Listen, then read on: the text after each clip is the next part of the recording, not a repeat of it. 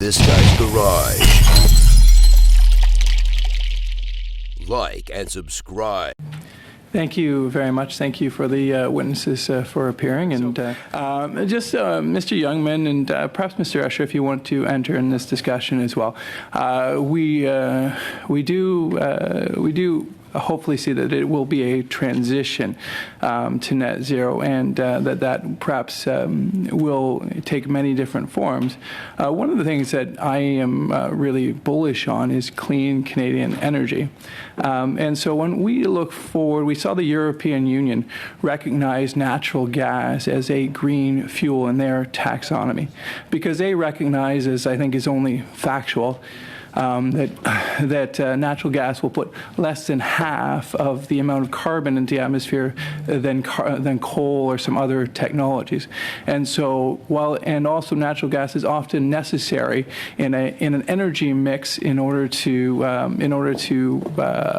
pump energy, and when the wind isn't blowing for windmills or when the sun isn't shining for solar, often they go hand in glove, both natural gas with renewables such as solar and wind. And so when we're creating financial instruments, are we taking into consideration that natural gas can be part of the solution, especially given the geopolitical pressures that Europe has felt being as dependent as they are on natural gas? I'm hoping that we would be supporting clean Canadian energy and not actively defunding it. Well, thank you for the question. I would say the question of gas, it has been raised in the context of the European Union.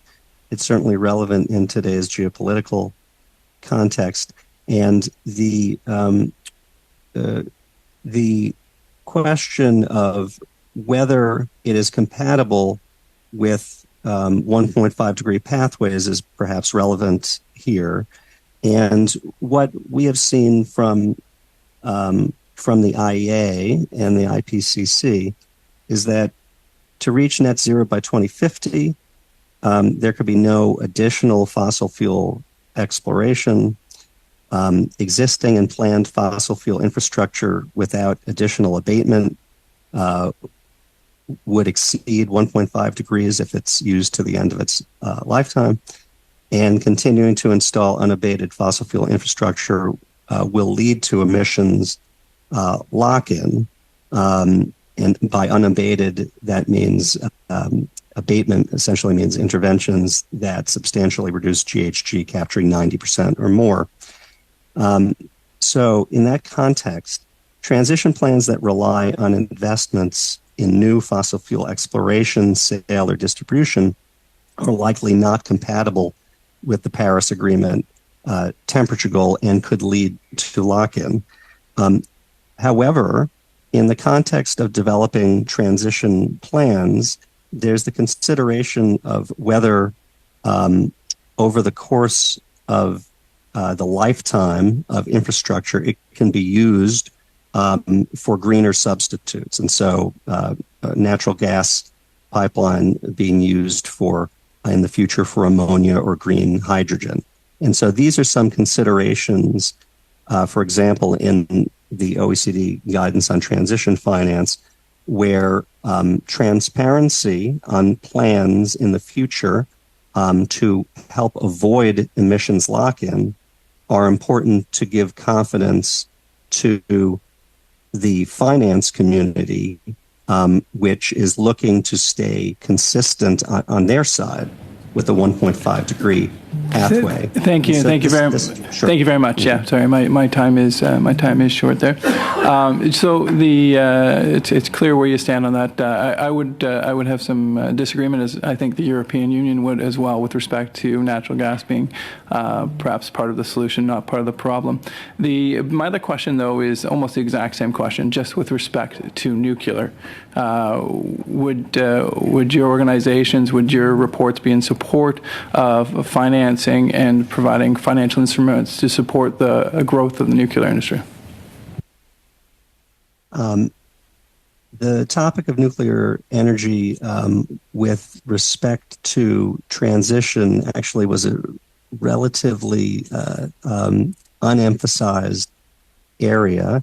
With respect to greenhouse emissions, it's widely recognized that nuclear energy would need to play a major role moving forward, and this is the choice of individual countries. And I guess I would say that the relevant question is whether the use of nuclear energy can be done in a way that does no significant harm relative to other environmental goals. Thank you for that. Like I said, my time is short. My apologies. Just one final question for you. So, in energy, the measure of productivity per worker is about 500, actually about more like 600 now, or even more of the contribution of GDP per worker. That in contrast with the average worker who contributes in Canada about $55 per GDP. What is the contribution of a green worker to the GDP per hour? I'm afraid I don't have that answer. Mr. Youngman, I just want to firstly follow up on a question that my colleague, Mr. Lawrence, was talking to you about, which is the inclusion of investments in nuclear. You said in that round that nuclear needs to play a role in energy transition. Do you think that the Canadian government made a mistake by excluding nuclear from their green bond program, while other jurisdictions like the UK are including nuclear in their similar programs? That's a tricky question from an OECD standpoint, given that we work with a number of governments. And on the point of nuclear, to date, my understanding is that we point out its importance in meeting climate objectives, but recognize that governments may have different views on with respect to concerns about long-term impacts versus trade-offs of meeting climate targets. So I'm afraid I have to leave it there.